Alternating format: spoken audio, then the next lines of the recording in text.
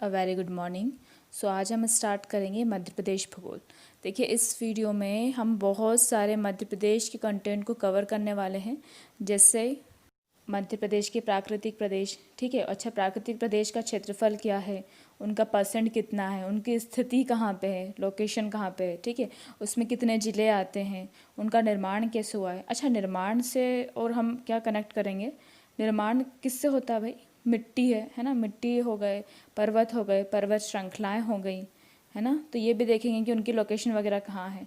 अच्छा, जो मिट्टी है उससे एक और कनेक्ट होता है कि उस वहाँ पे फसलें कौन सी है, ठीक है, वहाँ का वन क्षेत्रफल कैसा है, अधिक वन है, कम वन है, ठीक है। इसके अलावा नदियाँ, हालांकि नदियों की वीडियो पहले बनाई है, वहाँ पे ज़्यादा क्लियर हो जाएगी, ठीक है। इसमें कुछ उद्योग और पर्यटन को भी अपन शामिल कर लेंगे, अगर ज़्यादा लेंथी नहीं हुई वीडियो तो।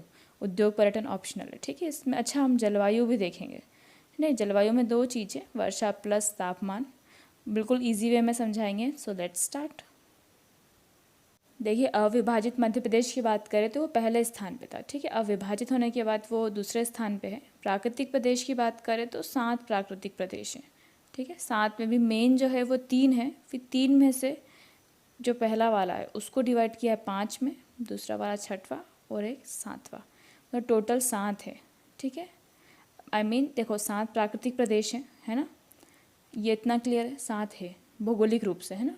उनको 7 को मेन रूप से 3 भागों में बांटा हुआ है ना। 3 भाग कौन कौन से, जैसे अपने मध्य उच्च प्रदेश आ गया, ठीक है, उसके बाद सतपुड़ा आ गया, और फिर एक अपना, फिर इसको हम बोल सकते हैं सतपुड़ा मेकल श्रेणी, ठीक है, और फिर एक अपना पूर्वी पठार आ गया, ठीक। तो ये मेन 3 भाग है। इसमें जो पहला वाला भाग है उसमें 5 आते हैं, फिर ये 6वां और ये 7वां पार्ट, ठीक। 5 भाग आते हैं ना, सतपुड़ा को भी 3 भागों में बांटा है। अब उसको मैपिंग के ज़रिए समझते हैं, ठीक। देखो, बिल्कुल क्लियर और शांत दिमाग से देखो, ठीक। पहला आ जाएगा अपना मध्य उच्च प्रदेश, ठीक। दूसरा आ जाएगा अपना सतपुड़ा मेकल श्रेणी, और तीसरा आ जाएगा अपना पूर्वी पठार। इतना तो क्लियर है, ठीक। अब फर्स्ट जो मध्य उच्च प्रदेश है उसमें के 5 भाग है ना। इसको बाद में देखते हैं, पहले सतपुड़ा को देख लेते हैं। क्यों देखेंगे बाद में, देखो मैं बताती हूँ। देखो, जो सतपुड़ा पर्वत श्रेणी है ना, उसको 3 भागों में डिवाइड किया हुआ है। देखो, ये अपना मध्य प्रदेश है, ठीक है, 7 में डिवाइड किया हुआ है इनको। तो ये जो सतपुड़ा है सबसे नीचे वाला भाग होता है, ठीक है। देखो, सतपुड़ा कहाँ पे है, पहले तो आपको ज़िले भी क्लियर होना चाहिए ना। वीडियो बनाई है वैसे मैंने, 2 से 3 मिनट की वीडियो है, उसको देख लीजिए तो ज़्यादा अच्छे समझ में आएगा। देखिए, ये दिख रहा है ना, ये पर्वत बनाए हुए हैं, सब पर्वत हैं, ये कुछ पर्वत श्रृंखला है और कुछ पर्वत हैं, ठीक है। तो सतपुड़ा कहाँ पे है अपना, ये यहाँ पे है अपना सतपुड़ा, ठीक है। और इसके थोड़ा सा पूर्वी साइड जाते हो आप तो इधर हमारे पास आता है अपना मैकल, ठीक है। जो मैकल सुता है ना वो यही है, ठीक है। और सतपुड़ा एक पर्वत श्रृंखला है, ठीक है। सतपुड़ा पर्वत श्रृंखला पे ही कौन है, महादेव पर्वत है ना। महादेव पर्वत अमरकंटक जिसकी सबसे ऊंची चोटी है ना, जहाँ से नर्मदा नदी निकलती है 1350 से, नदियों में बताया था वैसे मैंने ये। तो ये इतना एरिया जो है थोड़ा ऊपर बन गया मैप में, एडजस्ट कर लो, है ना। तो ये हो जाएगा, देखो इधर अपना सतपुड़ा आ जाएगा, और ऊपर क्या है, विंध्याचल। और मैंने बताया था इन दोनों के बीच से रिफ्ट वैली है ना, नर्मदा नदी निकलती है, तो इधर विंध्याचल। इधर आ जाएगा अपना कौन सा, भांडेर श्रेणी, या फिर हम कह सकते हैं जो विंध्याचल पर्वत है उसका जो पूर्वी भाग है वो 2 में डिवाइड हो जाता है, एक भांडेर और एक है कैमूर पर्वत, ठीक है। ये भी नदियों में क्लियर है वैसे, है ना। तो भांडेर और कैमूर, इतना क्लियर है, ठीक है। अच्छा, इधर एक और पर्वत बना हुआ है, ये कुछ ज़्यादा ही अंदर कर दिया है, ये थोड़ा पहाड़ साइड बनेगा, है ना। ये अरावली का पर्वत है ना, अरावली, माउंट आबू, राजस्थान, याद आया। तो ये अरावली का है, ठीक है। पर्वत क्यों बता रहे हैं भाई, ताकि लोकेशन क्लियर हो जाए, क्योंकि पर्वत जो रहते हैं बहुत सी जलवायु को डिसाइड करते हैं ना। तो अब इसके भौगोलिक क्षेत्र पढ़ रहे हैं तो पर्वत तो समझ में होना, ठीक है। तो ये देखो, सतपुड़ा मेकल श्रेणी पढ़ रहे अपन, तो कहाँ आ गया, उसका नीचे वाला भाग आ गया। इसको 3 भागों में डिवाइड किया हुआ है। कौन से 3 भाग, पूर्वी सतपुड़ा, पश्चिमी सतपुड़ा और एक मेकल श्रेणी। अब इसको अपन थोड़ा मैप में देख लेते हैं कि ये इनकी लोकेशन कहाँ पे है ना। अच्छा, आपको डायरेक्शंस तो पता है ना, पूर्व कहाँ पे होता है, पूर्व, पश्चिम, उत्तर, दक्षिण, ठीक है। तो ये देखिए, पूर्व अपना इस साइड है, तो इधर आ जाएगा अपना पूर्वी सतपुड़ा, ठीक। उसका पश्चिमी साइड किधर आएगा, इधर साइड, तो इधर आ जाएगा पश्चिमी सतपुड़ा, ठीक। और फिर अपन ने एक पढ़ा मेकल, और मेकल पर्वत कहाँ था, सतपुड़ा के इस साइड पूर्व में, तो इधर आ जाएगा अपना मेकल श्रेणी। ठीक है, तो ये अपना पूरा क्या हो जाएगा, सतपुड़ा वाला पार्ट है ना, ये नीचे का जो पार्ट है वो पूरा सतपुड़ा का हो जाएगा। ठीक, सतपुड़ा क्लियर। अब देखिए पूर्वी पठार की बात करें तो पूर्वी पठार जो होता है उसमें एक ही आता है, वो है कौन, बघेलखंड।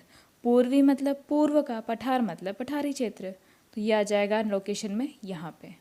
क्लियर है ना, ये हमारा मध्य प्रदेश और इसका पूर्वी भाग बघेलखंड।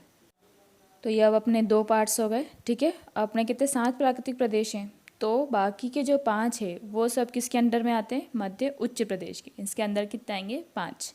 ठीक है, अब वो 5 कौन से हो जाएंगे, ये सतपुड़ा का हो जाएगा, ये बघेलखंड का, और ठीक है, और ये हो जाएगा हमारा मालवा का पठार।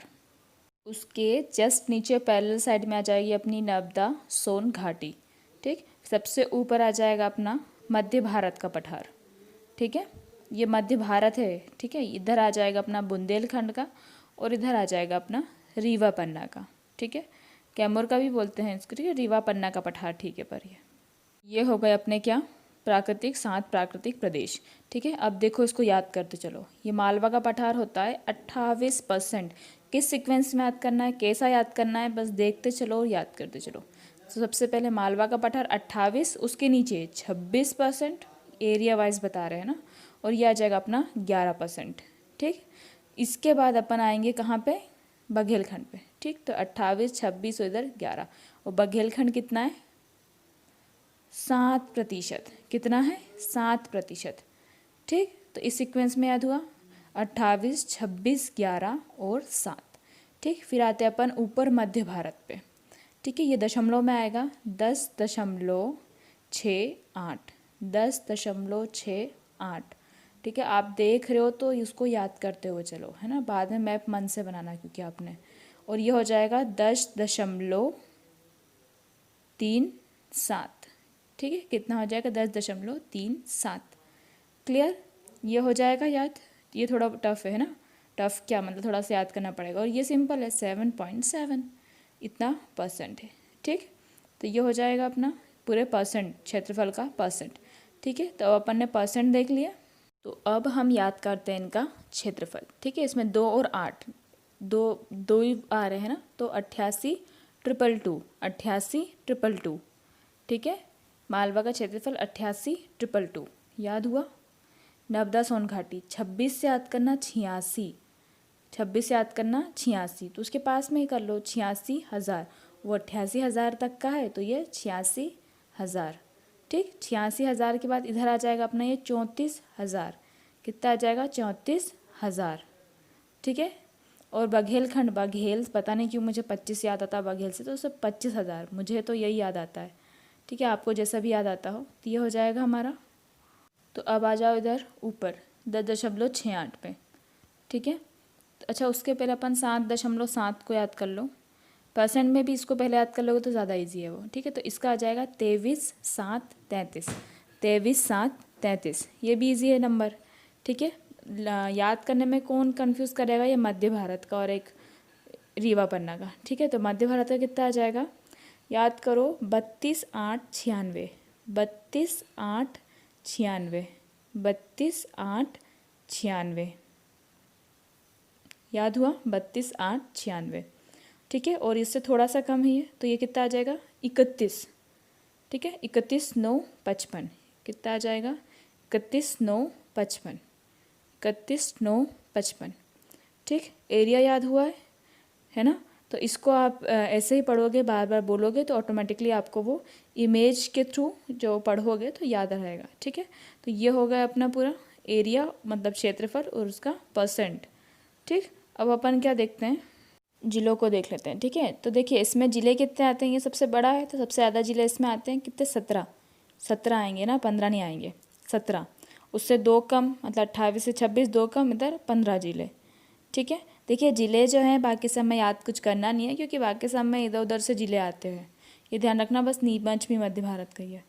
ठीक है, तो मालवा और नर्मदा सोन में ही जो हैं वो एग्जैक्ट ज़िले हैं, बाकी में सब इधर मिलते हैं, तो उनका एग्जैक्ट लोकेशन अपन या फिर नंबर नहीं बता सकते।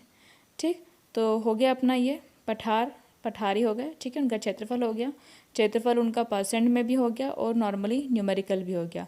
ठीक है, जिले में अपन सिर्फ 2 को ही पढ़ेंगे क्योंकि वही ठीक है। अब अपन पढ़ते हैं निर्माण। ठीक है, निर्माण कैसे हुआ है। अब निर्माण कैसे हुआ उसके पहले आपको मध्य प्रदेश की मिट्टी समझना आवश्यक है। मिट्टी हालांकि मैंने वीडियो बनाई हुई है पर फिर भी आपको इसमें एक बार और बता देती हूँ मिट्टी को, है ना। उसमें डिटेल में पढ़ना हो तो आप वीडियो देख सकते हैं। ठीक है, तो ये नेक्स्ट मैप है अपना मिट्टी का, है ना। देखो तो ये जो मिट्टी है यहाँ पे है अपनी जलोढ़ मृदा। ठीक है, इधर आ जाएगी अपनी मिश्रित, इसको हम बाद में देखते हैं। यहाँ पे आ जाएगी लाल पीली मिट्टी। ठीक है, फिर इधर साइड आ जाएगी अपनी, अगर आपने मिट्टी नहीं पढ़ा है तो आप पहले उसको पढ़ लेना, है ना। इधर छोटे से एरिया में बालाघाट और छिंदवाड़ा है, यहाँ पे लेटेराइट आ जाएगा।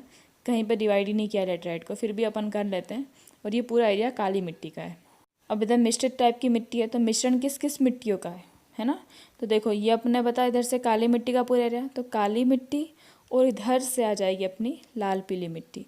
तो काली लाल और पीली का मिश्रण, यहाँ पे पूरे में काली मिट्टी है। तो ऊपर साइड है मालवा में साधारण काली मिट्टी, यहाँ पे है गहरी काली मिट्टी और उसके नीचे आती है अपनी छिछली काली मिट्टी। ठीक, तो ये मध्य प्रदेश की मिट्टी हो गई। और मिट्टी कैसे बनती है, पहाड़ों के टूटने से, है ना। पहाड़ों के टूटने से बनेगी, अपरदन वगैरह से बनती है। ठीक है, तो अपन ये समझेंगे कि भाई ये काली मिट्टी को समझ लेते हैं। काली मिट्टी जो है, मिट्टी में बताया है मैंने वैसे, है ना। थोड़ा सा परसेंट भी इसका उसने बताया है कि हाँ भाई ये 47 है टोटल, तो इसका 37 है साधारण, मतलब परसेंट जो है आप उसमें देख लीजिए, अभी इसमें इतना डिटेल नहीं पढ़ेंगे हम। ठीक है, तो साधारण काली मिट्टी जो है उसका निर्माण कैसे हुआ है। ठीक है, उस टाइम मैंने बताया था कि जो काली मिट्टी है वो दक्कन ट्रैप प्लस बेसॉल्ट से मिलकर बनी है। दक्कन कहाँ पे आ जाएगा अपना, दक्कन आ जाएगा अपना महाराष्ट्र साइड, बेसॉल्ट इधर गुजरात साइड। ठीक है, महाराष्ट्र गुजरात में दक्कन बेसॉल्ट है। देखो ध्यान रखना, ये जो चीज़ें हैं दक्कन बेसॉल्ट वाली वो आपने पढ़ा होगा, सियाल, सीमा और निफे।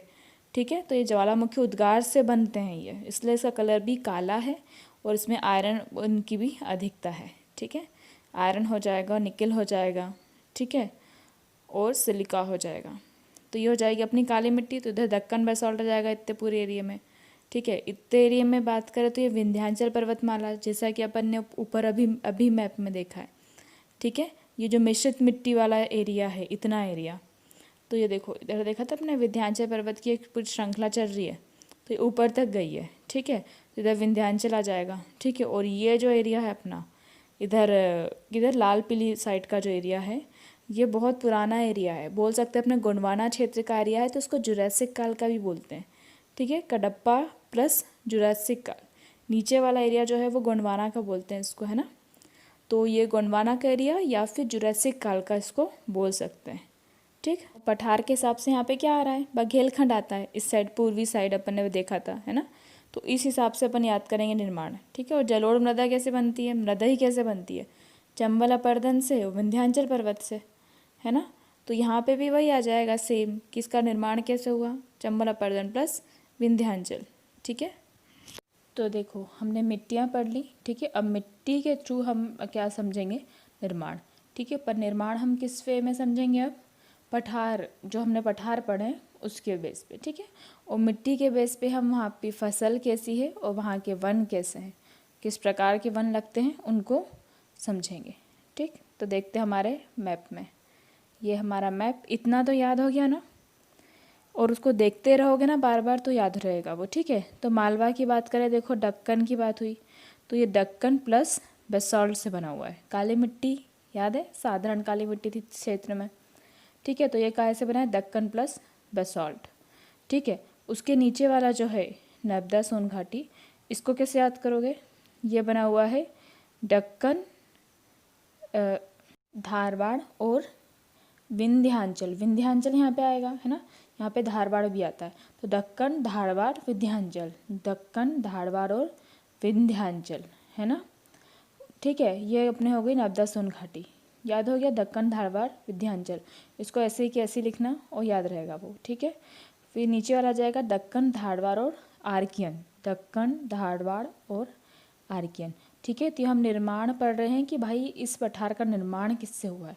ठीक है, अगर आपको कोई सा भी एक पठार आता है तो आप इससे कर सकते हैं। तो ये बन गया अपना मालवा का दक्कन प्लस बेसॉल्ट, नर्मदा सोन, दक्कन, धारवाड़ और विंध्याचल और दक्कन, धारवाड़ और आर्कियन। ठीक है, ये अपना सतपुड़ा हो गया। ठीक, अब अपन आते हैं इधर साइड। देखा तो बघेलखंड अपन ने क्या बोला था, जुरासिक काल का, ये गोंडवाना क्षेत्र के अंतर्गत आता है ना। ये हमने पहले ही देख चुके थे, ये सबसे ओल्डेस्ट पार्ट है। ठीक है, गोंडवाना और अंकारा लैंड जो है ये भारत के भूगोल में आता है। वैसे पृथ्वी का विभाजन वगैरह हुआ था, तो गोंडवाना सबसे प्राचीन भाग है, तो जुरासिक मतलब गोंडवाना का ही भाग है। तो ठीक है, बघेलखंड बना है गोंडवाना या जुरासिक से। ठीक, रीवा पन्ना की बात करें, है ना, तो देखो रीवा पन्ना कहाँ से बना रहेगा, यहाँ पे कडप्पा की शिला आएगी। कहाँ की, कडप्पा की। ठीक है, यह चार चीज़ ध्यान रखना, तो कोई चीज़ मिलती है कहीं पे, जैसे यहाँ पे कटनी, रीवा, सतना, वहाँ पे क्या है, चूना पत्थर वगैरह मिलता है, तो इसलिए वहाँ पे कडप्पा और बलुआ की मोटी परत रहेगी। ठीक है, तो प्लेस के हिसाब से वहाँ पे जो जगह मिलती है फेमस, उसके हिसाब से वहाँ पे निर्माण रहता है। ठीक है, बुंदेलखंड का बना रहेगा, विंध्याचल पर्वत श्रेणी का। ठीक है, क्योंकि वहाँ तक विंध्याचल है, और यहाँ पे मध्य भारत का पठार कहाँ से बना है, चंबल, अपरदन प्लस विंध्याचल। ठीक है, विंध्याचल की श्रेणी भी वहाँ तक जा रही है, विस्तार तो वहाँ तक है उसका। ठीक है, तो ये हो जाएंगे अपने निर्माण। ठीक है, तो मिट्टी से कैसे कनेक्ट करना समझ में आ गया, एक बार कर लो। ये हो जाएगा दक्कन प्लस बेसाल्ट, ये हो जाएगा दक्कन, धारवाड़, विंध्याचल। ठीक, ये दक्कन, धारवाड़, आर्कियन। ठीक, ये हो जाएगा अपना जुरासिक काल का या गोंडवाना क्षेत्र का। ये हो जाएगा कडप्पा और बलुआ का। ठीक है, ये हो जाएगा अपना विंध्यनशील का, और मध्य भारत का हो जाएगा हमारा चंबल, अपरदन प्लस विंध्यनशील। क्लियर, तो निर्माण हो गया। ठीक है, अगर अब आपको अलग से भी कोई पठार आता है तो उसके अलग अलग पॉइंट्स आप लिख सकते हो, कि क्षेत्रफल लिख दिया, उसका परसेंट लिख दिया, निर्माण लिख दिया, है ना, और उसके बाद निर्माण क्या, उसकी मिट्टी लिख दी, मिट्टी कैसी है ना, तो ये पॉइंट्स आ जाएंगे। मतलब पॉइंट वाइज लिखना हो या फिर उसको एक्सप्लेन करना हो तो दोनों चीज़ें आ जाएंगी। देखो मिट्टी कैसे आएगी, मिट्टी को भी देख ही लेते हैं हम। देखो ये है लाल पीली मिट्टी। ठीक है, यहाँ पे काली मिट्टी है ना, दिख रहा है। तो देखो अगर हम मालवा के पठार की बात करें, सॉरी सतपुड़ा के पठार की बात करें, तो सतपुड़ा के पूर्वी साइड देखें तो यहाँ पे आएगी लाल पीली मिट्टी। समझ आ रहा है ना, क्योंकि वो क्षेत्र उसी का था। और इसके पश्चिम साइड में देखें तो आएगी काली मिट्टी। आप इतना मत लिखना छिछली काली, काली मिट्टी लिख दोगे वही बहुत है। ठीक है, तो ये हो जाएगी हमारे सतपुड़ा की मिट्टी। ठीक है, सतपुड़ा मिकल श्रेणी की। अब हम बात करते नर्मदा सोन घाटी की, तो यहाँ पे काली मिट्टी आएगी, और इस साइड कौन सी आ जाएगी, लाल मिट्टी। लाल पीली नहीं आएगी, यहाँ पे लाल ही आएगी सिर्फ, ये ध्यान रखना है ना। तो ठीक, ये हो जाएगा। उसके बाद मालवा की बात करें तो पूरे मालवा में ही काली मिट्टी आ जाएगी, है ना, क्योंकि काली मिट्टी का क्षेत्र ज़्यादा है, 37% थी, तो पूरे इसमें क्या आ जाएगा, काली मिट्टी। ठीक, मिट्टी क्लियर हो रही है। ठीक है, अच्छा अब हम आते हैं इस साइड, मध्य भारत के पठार पे। ठीक है, तो मध्य भारत के पठार पे अपन ने पढ़ा था भाई, ऊपर साइड तो कौन सी आ जाएगी, जलोढ़ मृदा। ठीक है, हालांकि इसमें काली मिट्टी भी आएगी नीचे, पर देखा जाए तो मध्य भारत के इसमें जलोढ़ मृदा का एरिया ही लिखते हैं। ठीक है, और यहाँ पे मिश्रित टाइप की थी। मिश्रित में कौन कौन सी थी भाई अपनी, काली थी, लाल थी और पीली थी। ठीक है, और पूरे बघेलखंड में कौन सी आ जाएगी, लाल पीली मिट्टी। ठीक है, और रीवा पन्ना में मिश्रित, और बुंदेलखंड में मिश्रित। ठीक है, तो यहाँ आ जाएगी काली मिट्टी मालवा के पठार में, नर्मदा सोन में काली, और यहाँ पे लाल, यहाँ पे काली और लाल पीली। ठीक, बघेलखंड में पूरे में लाल पीली। ठीक है, और फिर इधर आ जाएगी मिश्रित, ये दोनों में बुंदेलखंड और रीवा पन्ना में, और सबसे ऊपर आ जाएगी जलोढ़ मृदा। तो मृदा क्लियर हो गई, मिट्टी हो गई अपनी। ठीक, तो अब अपन मिट्टी से पढ़ेंगे फसल। ठीक है, तो जैसी मिट्टी उस हिसाब से फसल, है ना। तो काली मिट्टी में सबसे पहले समझ लेते हैं अपन, एक मैप बनाना ही पड़ेगा दूसरा। देखो ये हो जाएगा अपना मध्य भारत का, ये बुंदेलखंड का। देखो मैप कैसे बनाना है ना, ये रीवा पन्ना का, इधर से आ जाएगा अपना मालवा का, थोड़ा बड़ा करना है, इधर उसके पैरेलल खींचेंगे।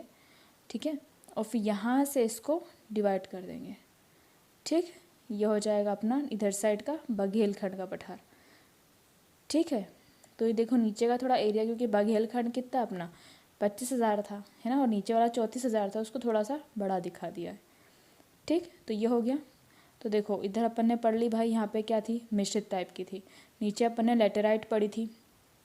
मिट्टी की बात करें तो लेटेराइट पढ़ी थी, है ना, इतने एरिया, बालाघाट छिंदवाड़ा में। बालाघाट इधर है वैसे चिड़िया वाला, और इधर आ जाएगी अपनी लाल पीली मिट्टी, है ना। फिर इधर आ जाएगी अपनी कौन सी, काली मिट्टी, ठीक। इधर आ जाएगी अपनी काली मिट्टी और इधर लाल मिट्टी, ठीक। और इधर आ जाएगी अपनी काली मिट्टी, ठीक है। और इधर भाई लाल पीली चल रही थी अपनी, लेटेराइट भी है प्लस में लाल पीली भी है। लेटेराइट नीचे साइड है ना, इसलिए उसको ऐसा लिया। इधर आ जाएगी जलोढ़ मिट्टी, ठीक है। अब मिट्टी के हिसाब से हम क्या समझेंगे, वहाँ की फसल को, ठीक है।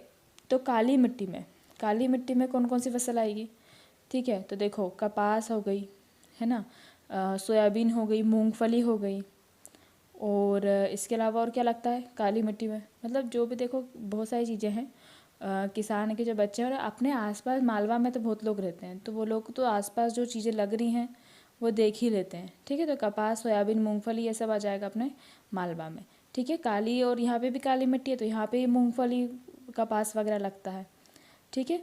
और इधर आ जाएगा अपना चावल, क्योंकि इधर बारिश बहुत होती है इस साइड, है ना, अपना होशंगाबाद आता है इधर, है ना। बारिश जहाँ पे ज़्यादा हो रही है वो चावल का एरिया भी आ जाएगा, ठीक है। यहाँ पे जो अपन को पता है खंडवा खरगोन है, ठीक है। और खंडवा खरगोन का के लिए प्रसिद्ध है, प्याज हो गया अपना, लाल मिर्च हो गया अपना, ठीक है। तो ये सब चीज़ें यहाँ पे लगती है। तो जो जिले जिस लिए फेमस है उससे भी अपन थोड़ा सा आइडिया लगा लेते हैं, ठीक है। तो यहाँ पे आ जाएगा ज्वार, कपास, मूंगफली, फिर लाल मिर्च। पुढ़ा के पूर्वी साइड चलो तो अपन को मिलेगा इधर चावल। चावल क्यों मिलेगा, लेटेराइट मतलब जहाँ पे वर्षा ज़्यादा होती है, अपना बालाघाट हो गया, ठीक है। और इधर सिवनी जो है मालवा वाला, वहाँ पे बारिश होती है, ठीक है। अब इधर की बात करें अपन बघेलखंड की, तो यहाँ पे भी चावल ज़्यादा मिलेगा। लाल पीली मिट्टी में इधर साइड चावल मिलेगा, ठीक है। चावल हो जाएगा, ज्वार तिल ऊपर साइड रहेगा और चावल थोड़ा नीचे साइड। ये छत्तीसगढ़ का एरिया आ गया, है ना। इधर की बात करें अपन रीवा पन्ना के पठार की, तो रीवा पन्ना में भाई बारिश होती है वैसे, जैसे नीचे साइड इसमें बारिश होती है और ऊपर साइड कम बारिश होती है। तो नीचे साइड वही चावल उगा देते हैं और ऊपर साइड ज्वार को लगा देते हैं, ठीक है। तो ये हो जाएगा अपना इतना एरिया किसका, रीवा पन्ना का, क्लियर। अब इधर की बात करें बुंदेलखंड का, तो बुंदेलखंड यहाँ पे भी बारिश बहुत कम होती है, तो मोटे अनाज वगैरह आ जाएंगे, जैसे ज्वार आ जाएगा, तिल आ जाएगा, ठीक है, अलसी आ जाएगा, है ना। तो ज़िले वाइज भी कर सकते हैं कि वहाँ पे जैसे अलसी इधर ज़्यादा है ना, तो उस हिसाब से। जलोढ़ मृदा की बात करें तो चंबल अपर्दन वगैरह होता है, मिट्टी मतलब तापमान ज़्यादा रहता है, वर्षा कम होती है, तो ज्वार, तिल, अलसी इस टाइप से, ठीक है। सरसों, ये सब जो है इसको कम वर्षा की ज़रूरत पड़ती है, ठीक है, गर्मी की आवश्यकता होती है। तो तापमान, वर्षा प्लस मिट्टी ये डिसाइड करती है कि फसल कैसी रहेगी, ठीक है, स्पेशली मिट्टी अपनी, ठीक है। अब अपन देख लेते हैं, अच्छा जलवायु की बात निकली तो जलवायु भी देख ही लेते हैं, ठीक है। जलवायु में दो चीज़ आती है, एक तापमान आता है और दूसरा वर्षा, दैट इज़ बारिश। देखो तो इसके पहले अपन ये देखे थे, यहाँ पे पर्वत है, जैसे अरावली हो गया, विंध्य हो गया, सतपुड़ा हो गया। तो ये पर्वत क्या होते हैं, वर्षा और तापमान को नियंत्रित करते हैं। अगर ज़्यादा वर्षा होती है तो तापमान कम रहता है, ठीक है। तो देखो इसके लिए अपन एक ये समझ लेते हैं, इधर लिखना 75, इधर 75 से 100, इधर भी 75 से 100, इधर 100 से 125, ठीक है। अपना देखो मध्य प्रदेश का नक्शा भी थोड़ा ऐसे ही है ना। तो इस हिसाब से बारिश होती है, तो वो पर्वतों के लोकेशंस पर भी डिपेंड करता है, ठीक है। एक और मैप तैयार है, फिर से वही मध्य भारत का पठार आ जाएगा, बुंदेलखंड का पठार आ जाएगा, रीवा पन्ना का पठार आ जाएगा, ठीक है। रीवा पन्ना के बाद अपन ने मालवा का थोड़ा बड़ा बना लिया, इधर मालवा का आ जाएगा, ठीक है। उसके बाद अपने नीचे नर्मदा सोन घाटी और सबसे नीचे आ जाएगा सतपुड़ा। इसको थोड़ा सा लंबा करेंगे क्योंकि बघेलखंड को छोटा करना है, तो इधर आ जाएगा अपना बघेलखंड इतना, ठीक। इस हिसाब से डिवाइड हो जाएगा, अब मैप तो आराम से बन ही जाएगा, ठीक। तो अपन ने ये बनाया था 75, 75 से 100, 75 से 100 और 100 से 125, क्लियर, इतना क्लियर है, ठीक है। तो इस हिसाब से देखो, ये अपन इधर मध्य भारत की बात करें तो यहाँ पे कितनी बारिश होती है, 75 सेंटीमीटर से कम, ठीक है। तो अब देखो आप वर्षा तापमान के बाद भी फसल करोगे तो अच्छा है, ठीक है। इधर हो जाएगी 75 से 125, ठीक है। मालवा के क्षेत्र में होती है, इंदौर साइड देखना क्योंकि उधर पठारी एरिया है बड़ा, तो उधर बारिश ज़्यादा होती है ना। इधर की बात करें तो 75 से 100 थोड़ा सा हो जाएगा, ठीक है, वो आइडिया के लिए बनाया है ना। यहाँ पे हो जाएगा 125 क्योंकि चावल की खेती वगैरह भी हो रही है ना। तो इधर 125 हो जाएगा। इधर तो छत्तीसगढ़ साइड इधर आ गया अपना, कुछ रुकावट नहीं है, मैदान है, तो 125 से अधिक। ठीक है, कोई भी पर्वत श्रृंखला नहीं है, इसलिए ये हाल होते हैं। और पर्वत यहाँ पे इस साइड है तो रोक लेते हैं उसको। ठीक है, और ये अपना पचमढ़ी होशंगाबाद में आता है, 199 सेंटीमीटर होती है, अपने यहाँ की सबसे ज़्यादा बारिश होती है। ठीक है, ये ध्यान रखना कि अगर अपन पूर्व से पश्चिम की ओर जाते हैं तो जो तापमान होता है वो बढ़ता है। अपने पश्चिमी साइड तापमान ज़्यादा है और इधर से उल्टा जाते हैं तो वर्षा बढ़ती है। ठीक है, इधर 125 से जाएगा। ठीक है, इधर अपन को पता है खंडवा खरगोन बहुत गर्म जिले हैं। ठीक है, फिर भी यहाँ पे बारिश कितनी होती है, 125 से 150, क्योंकि जो पर्वत श्रृंखला है वो बारिश को रोकती है, रोक लेती है, मतलब बादल को रोक लेती, तो वहीं बारिश हो जाती है। ठीक है, यहाँ पे आ जाएगा 100 से 125। ठीक है, होगा, यहाँ पे आ जाएगा 75 से कम, यहाँ पे 75 से 125, इधर 75 से 100, फिर 125, इधर 100 से 125, 125 से 150 और 125 से अधिक। ठीक, तो ये अपन ने सिर्फ एक आइडिया लगाने के लिए कि हाँ भाई इस टाइप से रहेगा, थोड़ी इमेज बन जाए। ठीक है, वर्षा का, तो वर्षा से अपन तापमान समझ सकते हैं, तो जितनी कम वर्षा उतना अधिक तापमान। ठीक है, तो इधर रहेगा अपना 50 से 75 तक का। ठीक है, 50 से 75। देखो शिवपुरी हालांकि सबसे ठंडा है, वो क्यों है आपको बताऊंगी मैं। इधर आ जाएगा 40 से 45। ठीक है, फिर इधर आ जाएगा अपना 30 से 10 डिग्री कर लो इसको। ठीक है, थोड़ा हिसाब से भी कर सकते हो, टेम्परेचर है भाई, चेंज होता रहता है, वर्षा के हिसाब से टेम्परेचर रहता है, पर अप्रॉक्स जो टेम्परेचर है वो ऐसे बना हुआ रहता है। ठीक है, इधर अपना 30 से 10 कर लो। ठीक है, उसके बाद इधर ऊपर आते हैं तो थोड़ा सा इधर गर्मी बढ़ती है ना, तो इधर 50 से 75 है, तो इधर अपन कितना कर लो, 50 कर लो, और इधर 40 से 50 कर लो। ठीक है, या फिर इसको अपन कर सकते हैं 30 से 50, मतलब 40 कर लो, है ना। तो ये हो जाएगा अपना टेम्परेचर का। ठीक, तो तापमान हो गया, वर्षा हो गई, अब जलवायु देख लो। वर्षा और तापमान इन दोनों को कौन डिसाइड करते हैं, जलवायु को। अब यहाँ पे देखो, ठंड में अधिक ठंड रहेगी और गर्मी में अधिक गर्मी, इसलिए सबसे ठंडा प्रदेश शिवपुरी इधर ही आएगा।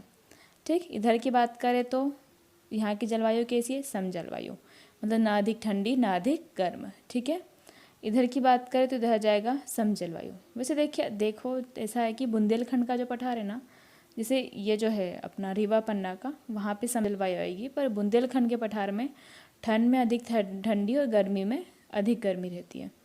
ठीक है, अपने यहाँ की बात करें इधर नर्मदा के पास की, तो साधारण ठंड रहती है। ठीक है, साधारण ठंड रहती है पर गर्मी अधिक रहती है। और सेम चीज़ अप्लाई होती है कहाँ पे, सतपुड़ा में, मतलब साधारण ठंड रहती है, मतलब ना अधिक गर्मी और ना अधिक अधिक गर्मी रहती है और साधारण ठंड रहती है, साधारण ठंड रहता है, ये ध्यान रखना। ठीक है, खंडवा खरगोन आ रहे हैं भैया, यहाँ पे बहुत अधिक गर्म है, वो लोग उससे भी कर सकते हो। यहाँ पे अपनी सम जलवायु आ जाएगी। ठीक है, क्योंकि दोनों एरिया तो सम जलवायु के आ जाएंगे। क्लियर, तो इसको देख लो, तो सम जलवायु की ये दोनों आएंगे। ठीक है, इधर जाएगा ठंड में अधिक ठंड, गर्म में गर्म, ये सेम आ जाएगा बुंदेलखंड का। मालवा की बात करें और बघेलखंड और रीवा पन्ना की बात करें तो सम जलवायु, इधर साधारण ठंड रहेगी, इधर अधिक गर्म और साधारण ठंडी रहेगी। ठीक है, तो अगर आपको ऐसा लग रहा है कि तेज़ हो रहा है, स्पीड में हो रहा है, तो थोड़ा सा इसको कम करके देख लीजिए। ठीक है, तो ये जलवायु हो जाएगी हमारी, क्योंकि और इससे कम स्पीड में पढ़ाएंगे तो वीडियो बहुत ज़्यादा लेंथी हो जाएगी, है ना। देखो अब जलवायु से डिसाइड होगा भाई वहाँ पे वन कैसे रहेंगे। ठीक है, तो वन कैसे रहेंगे भाई, जैसे हम अपने मालवा में साल, सागौन और तेंदुपत्ता वगैरह है। मध्य प्रदेश में साल, सागौन तो है ही। ठीक है, साल 16, सागौन 17, ऐसे याद कर सकते हैं। साल जो है वो 16% और सागौन जो है वो 17%, पॉइंट में कुछ है। ठीक है, और तेंदुपत्ता आ जाएगा। ठीक है, तो साल, सागौन, तेंदुपत्ता जो है वो तो बहुत सारी जगह पे मिलेगा, क्योंकि अपने यहाँ पे ही मिल जाएगा। होशंगाबाद की साइड देखो, साल, सागौन, तेंदुपत्ता और बांस। होशंगाबाद साइड देखना, कभी घूमने जाओ तो बांस के पेड़ बहुत मिलेंगे वहाँ पे। ठीक है, तो यहाँ पे ही आ जाएगा। ठीक है, उसके बाद अपन आते हैं सतपुड़ा में, यहाँ पे वही साल, सागौन, तेंदुपत्ता वगैरह आ जाएगा। बघेलखंड में आए तो वहाँ पे भी वही आ जाएगा। ठीक है, क्योंकि इतने एरिया में अपने जो साल और सागौन है वो भयंकर तरीके से फैले हुए हैं। ठीक है, आप देखने जाएंगे, कहीं ट्रैवल करने जाते हैं तो देखना, जो जंगल पहाड़ी वगैरह एरिया दिखता है वहाँ पे साल, सागौन का एरिया ही बहुत सारा दिखेगा, अधिकतर उन्होंने ही घेरा हुआ है। क्योंकि यहाँ पे तापमान और वर्षा की जो मात्रा होती है वो समान होती है। ठीक है, तो साल, सागौन क्योंकि फैला हुआ है तो इतने एरिया में भी आ जाता है। ठीक है, इधर अपन को पता है भाई थोड़ी सी गर्मी पड़ती है। अब गर्मी पड़ती है तो पेड़ उस हिसाब से रहेंगे जिनको कम चाहिए रहता है। ठीक है, जैसे बांस हो जाएगा, तेंदुपत्ता हो जाएगा। तेंदुपत्ता याद रखना कहाँ पे होगा, हीरा जहाँ पे मिलता है ना। तो शीशम और खैर हो जाएगा। क्लियर, तो बांस, तेंदुपत्ता, शीशम और खैर। देखो तेंदुपत्ता जो है वो ध्यान रखना यहाँ पे बहुत ज़्यादा मिलेगा, यहाँ पे महुआ, बबूल, तेंदुपत्ता वगैरह है ना। खैर, क्योंकि देखो तेंदुपत्ता जहाँ पे होता है वहाँ पे हीरे की खदानें होती है, जैसे पन्ना आ जाएगा, रीवा आ जाएगा, वहाँ पे हीरे की खदानें हैं। ठीक है, और सबसे ऊपर देखें तो वर्षा भी कम है, तापमान भी अधिक है, तो फिर क्या आएगा, कटीले वन आ जाएंगे। कटीले वन जैसे बबूल हो जाएगा हमारा, खैर हो जाएगा। ठीक है, इस टाइप से वन आ जाएंगे। ठीक, तो ये अपने वन हो जाएंगे। देखिए ये ऐसा लग रहा है आपको इतने कम कम वन बताए हैं मैंने ये, पर जब आप इसको पैराग्राफ में लिखोगे ना इतनी सारी चीज़ों को, तो पैराग्राफ भी अच्छा खासा बन जाएगा। ठीक है, तो इसको आप थोड़ा सा देख लीजिए। आई होप याद भी हो रहे होंगे, थोड़े बहुत समझ में आ रहा होगा। ठीक है, इसको आप वीडियो को देख लेंगे 2-3 बार तो ऑटोमेटिकली आपको आगे क्या बोलने वाली उस टाइप से याद हो ही जाएगा। ठीक है, तो हमारे वन हो गए, फसल हो गए, नदियाँ देख लीजिए। वीडियो में बता दी मैंने क्योंकि बहुत ज़्यादा लेंथी हो जाएगी। जैसे यहाँ पे चंबल सिंध बेतवा केन। ठीक है, चंबल की सहायक आ जाएंगी, यहाँ से सोन गई थी, टोंस गई थी, यहाँ से अपनी नर्मदा गई थी, नीचे से ताप्ती गई थी। ठीक है, फिर यहाँ से अपनी सोन चली गई थी नर्मदा नदी में, सॉरी गंगा नदी में। तो नदियाँ रहने देते हैं, बहुत ज़्यादा लेंदी हो जाएगा। ठीक है, तो नदियाँ उससे ज़्यादा क्लियरली समझ में आ जाएगी। पर्यटन की बात करें तो पर्यटन उद्योग, जैसा कि मैंने बोला था वीडियो बड़ी होती है तो फिर हम इतना नहीं बनाएंगे। अगर आप चाहो तो मैं अलग से बना दूँगी इसके लिए। ठीक है, तो कमेंट्स कर सकते हैं आप।